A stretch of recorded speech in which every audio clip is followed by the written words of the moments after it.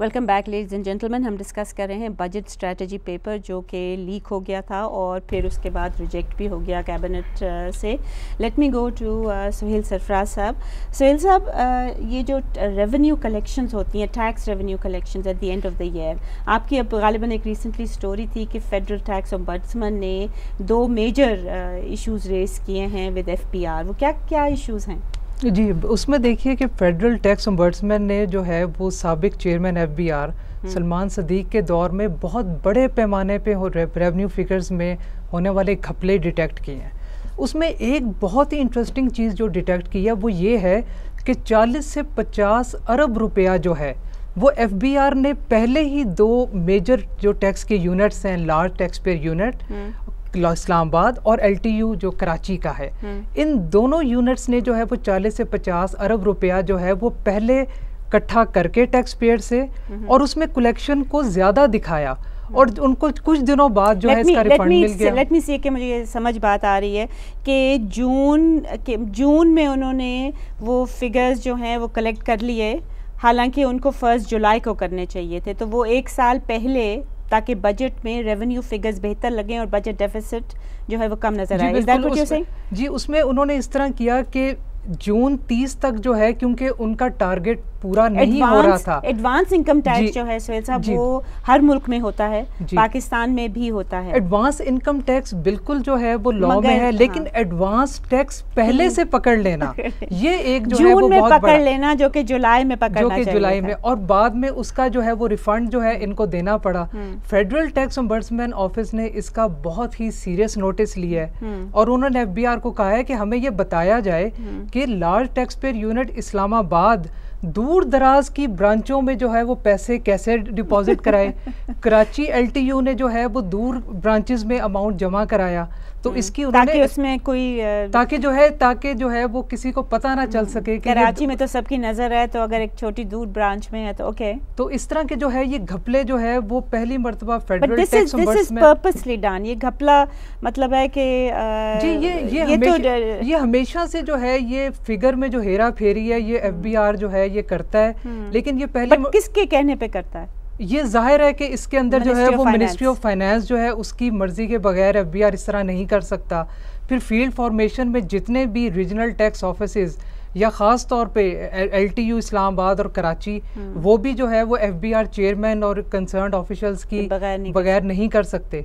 तो इस पे जो है वो बड़ा सीरियस जो है वो नोटिस हुआ है और इस पे अब इन्वेस्टिगेशन हो रही है कि ये अमाउंट इतना ह्यूज जो है वो। मगर एक छोटा सा सवाल एक और है कि पिछले साल अगर आपको याद हो तो मेरे ख्याल में 30 जून को last day of the fiscal year Salman Sadiq साहब आए थे और उन्होंने कहा था, एक फिगर दिया था जो कि लेटर ऑन उनको विथड्रॉ करना पड़ा क्योंकि वो ग्रॉस था। रिफंड्स जो थे इतने सारे थे वो उन्होंने नहीं दिए, वो उन्होंने नेट फिगर नहीं दिया जो कि उनको देना चाहिए था।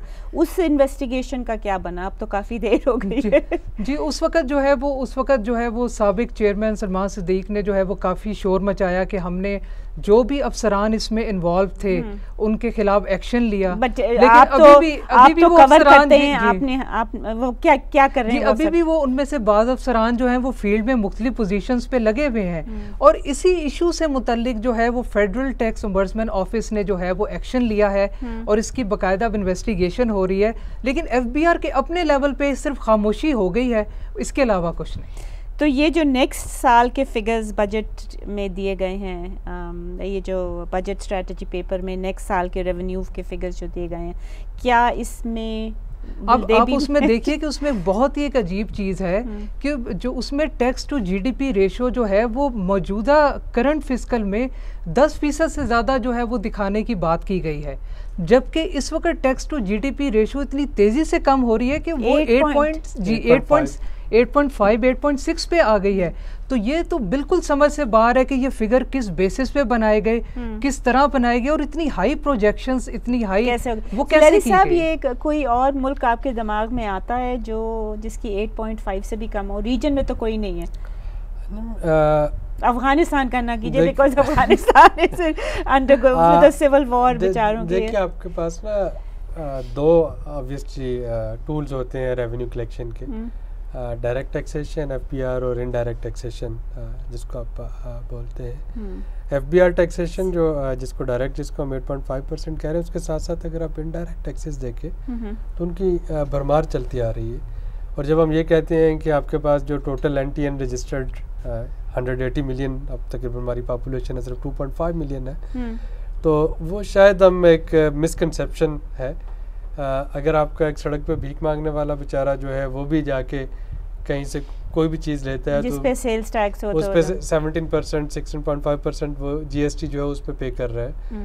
अभी जो इशू सेल जिस पे बात कर रहे थे, ये कोई नया नहीं, ये हमेशा से चल रहा होता है।